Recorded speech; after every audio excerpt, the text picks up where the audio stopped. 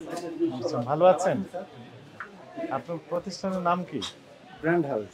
Brand house মানে কি? ব্র্যান্ডের জিনিস। সবগুলো ব্র্যান্ড দেশি না বিদেশি? বাইরেরও আছে স্যার, বাইরেরও আছে, বাইরের দেশীয় আছে। বাইরের আছে। জি। ওই যে আরবি না উর্দুতে লেখা একটু দেখান তো। হ্যাঁ, দেখান তো। কোন দেশের এটা? আ জার্মান। জার্মান। এটা কি কোন ভাষায় লেখা আছে?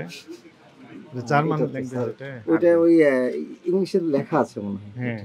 মনে হয় আপনি বললে হবে মনে হয়। না, লেখা আছে ইম্পোর্টার কে? দেখেন। না, ইম্পোর্টার নাই স্যার, নাই। এটা লাগে। নিজেরা তৈরি করেছেন? লাগে দিছে। শিকারি করে নিল আগেই দোকানে। আ দোকানের মালিক তো আপনারাই।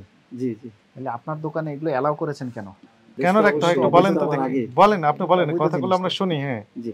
মানে বিজনেসের স্বার্থে কি বললেন? সব আনা যায় না নাকি? মানে সব আইটেম পাই না, ইম্পোর্টার আনে এরকম সব আইটেম পাচ্ছি না। পায় না। আচ্ছা। কিছু কিছু আইটেম আপনারা যদি সবাই এগুলো রাখতে করতেন হয়। তাহলে এটা কারণ- ব্যবস্থা হয়ে কারণ- যেত। কারণ পান না। স্যার আমি জানি অন্যায়, তারপরও রাখতে হয়। এই যে কসমেটিক্স দেওয়া দেখা যাচ্ছে না, যে উপরে কস্টেপ জি, দেওয়া, জি, সবই জি। কিন্তু এরকম লাগে। হ্যাঁ। আমরা দেখলেই বুঝতে পারি।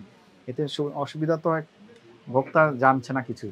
জানছি। 1 নাম্বার, 2 নাম্বার রাষ্ট্র ক্ষতিগ্রস্ত হচ্ছে। ভ্যাট, ট্যাক্স, কাস্টম বঞ্চিত সব হচ্ছে। কিছু বঞ্চিত হচ্ছে।